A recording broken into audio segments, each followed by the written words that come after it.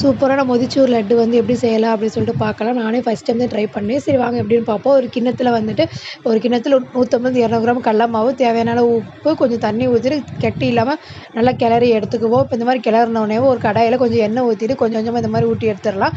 ரொம்ப பொரிய விடக்கூடாது. காரா பூந்தி மாரி வந்துரும். கொஞ்சம் பொரியறதுக்கு முன்னாடியே வந்து எடுத்துறணும்.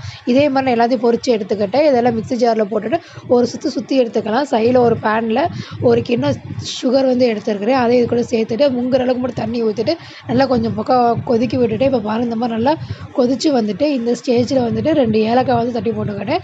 ஃபுட் கலர் வந்து இது கூட சேர்த்துக்கிட்டு, நல்லா கொதிச்சு வரப்போ, நம்ம இப்போ பொடி பண்ண வச்சிருந்தோம்ல அந்த பூந்தி, அதை இது கூட சேர்த்து நம்ம ஆட் பண்ணிக்க போறோம்.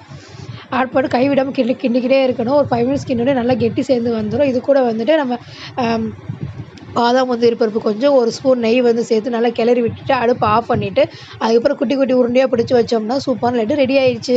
நீங்களும் இதே மாரி ட்ரை பண்ணி